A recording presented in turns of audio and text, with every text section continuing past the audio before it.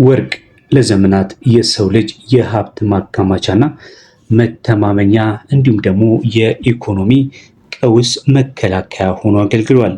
ነገር ግን ቴክኖሎጂ የሁሉንም ዘርፍ ደጃፍ እያንኳኳ ባለበት በዚህ ወቅት ወርቅን በእጅ ሳይነኩ በካዝና ሳይቆልፉ በዲጂታል መንገድ መያዝ አማራጭ ሳይሆን አስፈላጊ የሆነ መጥቷል። ዲጂታል ጎልድ ወይም ደግሞ የጥንቱን የሀብት ምንጭ ከዘመናዊ የፋይናንስ ቴክኖሎጂ ጋር በማገናኘት አዲስ የኢንቨስትመንት መንገድን ከፍቷል። በዚህ ቪዲዮአችን ላይ የዲጂታል ወርቅ ምንነትን እንዲሁም ደግሞ በኢትዮጵያ ተጨባጭ ሁኔታ እንዴት መተግበር እንደሚቻል በሰፊው እንዳስሳለን። ለቻናላችን አዲስ ከሆናችሁ በዚህ ቻናል ላይ ከወርቅ ጋር የተያዙ እንዲሁም ከቢዝነስ እና የንግድ ሀሳቦችን የምንጨዋወትበት የመረጃ ቻናላችን ነው።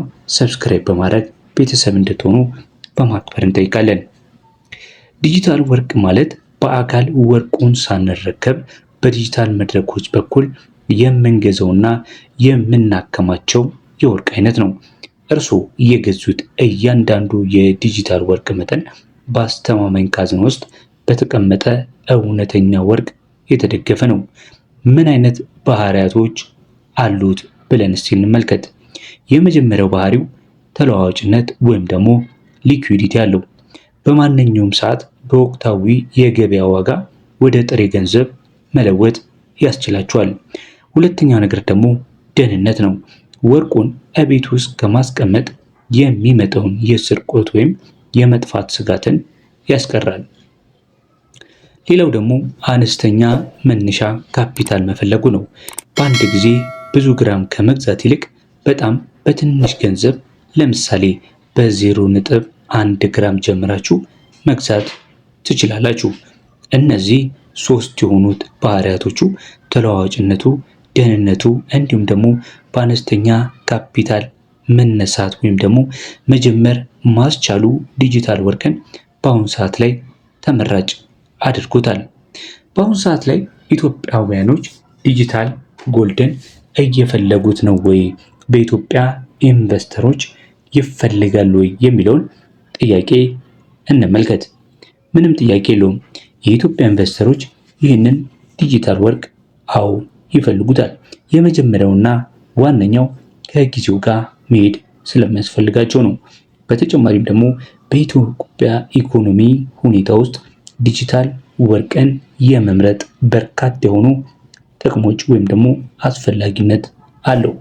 ሶስቱን በምንመለከትበት ሰዓት ላይ እንዴት ጥቅም አለው ትለናለህ የሚለውን ስነግራችሁ፣ አንደኛው የገንዘብ የመግዛት አቅምን በመጠበቅ የብር የመግዛት አቅም ሲቀንስ የወርቅ ዋጋ ሁልጊዜም ከፍ እያለ ይሄዳል።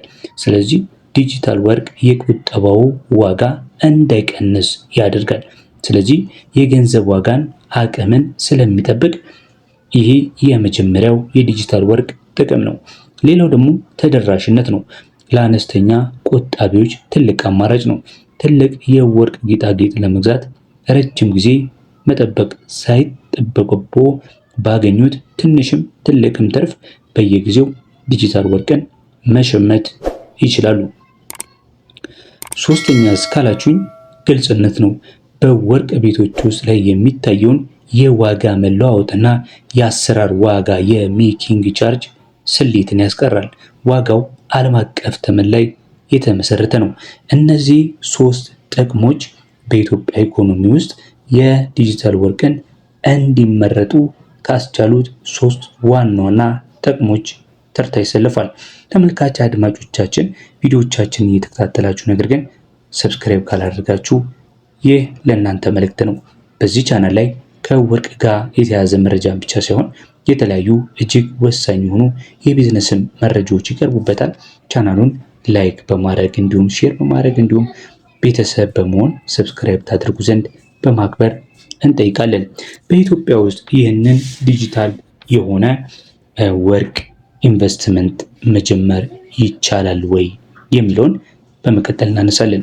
በአሁኑ ወቅት በተለይ ኢትዮጵያ ወደ ዲጂታል ኢኮኖሚ እየተሸጋገረች ባለችበት ወቅት ኢንቨስት ማድረግ የሚከተሉት መንገድ መጠቀም ይቻላል።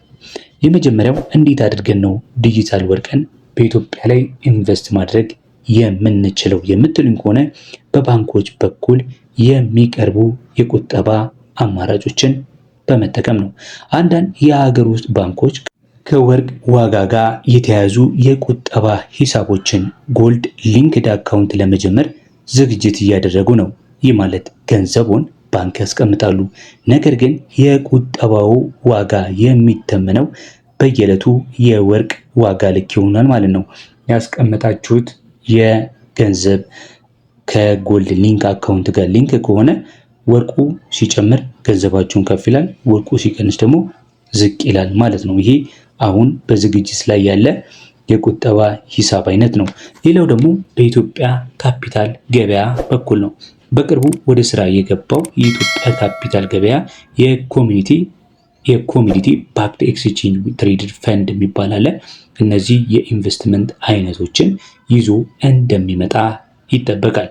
ይህ እንዴት ነው የሚሰራው ካላችሁኝ፣ ግለሰቦች በወርቅ ዋጋ ላይ የተመሰረቱ ሰነዶችን እንደ አክሲዮን እንዲገዙና እንዲሸጡ እድልን ይሰጣቸዋል ማለት ነው። ሌላው ደግሞ ሶስተኛው ኢትዮጵያ ውስጥ ሆናችሁ እንዴት አድርጋችሁ ነው በዲጂታል የሆነ የወርቅ ኢንቨስትመንት ላይ መሳተፍ የምትችሉት የሚሉን ስንመለከት በዓለም አቀፍ የዲጂታል ወርቅ መድረኮች ላይ ነው። በውጭ ሀገር ለሚኖሩ ኢትዮጵያውያን ወይም ዲያስፖራዎች በህጋዊ መንገድ የውጭ ምንዛሬ ፍቃድ ላላቸው ማለት ነው ቡሊየን ቮልት ወይም ደግሞ ጎልድ መኒ ያሉ መድረኮችን ወርቅን በዲጂታል መንገድ ለመግዛትና በአስተማማኝ የለንደንና የዙሪክ ካዝኖች ለማስቀመጥ ያስችላሉ። ይሄ በቅርብ ይከወናል ወይም ደግሞ እርምጃ ተደርጎ ይወሰዳል የሚል ሀሳቦች በመነሳት ላይ ያሉ ነገሮች ናቸው ማለት ነው። በመጨረሻ የምናነሳው ከዚህ ከዲጂታል ወርቅ ጋር በተያያዘ ምን አይነት ጥንቃቄን መውሰድ እንዳለብን ነው። እስካሁን አብራችሁን ስላላችሁ እናመሰግናለን። ቪዲዮውን ታዲያ ለሌሎችም ጠቃሚ መስሎ ከተሰማችሁ ላይክ በማድረግ እንዲሁም ሼር በማድረግ እንዲደርስ ያድርጉ። ልትወስዱት የሚገባ ጥንቃቄ የሚለው ጋር ደርሰናል። ሁልጊዜም ኢንቨስትመንት ጥንቃቄ ያስፈልገዋል። መቼ 3 አይነት ጥንቃቄዎችን ነግራችኋለሁ በዚህ ቪዲዮ ላይ። የመጀመሪያው ጥንቃቄ ህጋዊነቱን ማረጋገጥ ነው። ማንኛውም የዲጂታል ወርቅ ግዢ ከመፈጸማችሁ በፊት ተቋሙ በኢትዮጵያ ብሔራዊ ባንክ ወይም ደግሞ በሚመለከተው አካል እውቅና ያለው መሆኑን ማረጋገጥ አለባችሁ። ሌላው ደግሞ የአገልግሎት ክፍያ ወይም ደግሞ ስፕሪድ ኤንድ ስቶሬጅ ፊ፣ ዲጂታል ወርቅን ስትገዙ የሚከፍሉት አነስተኛ የአገልግሎትና የጥበቃ ክፍያዎችን አስቀድማችሁ መረዳት ይኖርባችኋል። ሌላው ሶስተኛው የረጅም ጊዜ እይታ ነው። ወርቅ ለአጭር ጊዜ ትርፍ ስፔኩሌሽን ሳይሆን ለረጅም ጊዜ የሀብት ማከማቻነት ዌልስ ፕሪዘርቬሽን ቢውል ነው የሚመረጠው። በተደጋጋሚም እንደምላችሁ ወርቅ ላይ ኢንቨስትመንት ስታደርጉ ትራዲሽናልም እንዲሁም ዲጂታል በሆነ መንገድ ማለት ነው የአጭር ጊዜውን ትርፍ ሳይሆን መመልከት ያለባችሁ ለረጅም ጊዜ መሆኑን ማወቅ ይኖርባችኋል ማለት ነው። በመጨረሻ ዲጂታል ወርቅ የጥንቱን የወርቅ ክብር ከዘመናዊ ቴክኖሎጂ ጋር በማዋሃድ ለኢትዮጵያውያን አዲስ የኢኮኖሚ ነፃነት መንገድን በመጠቆም ላይ ይገኛል።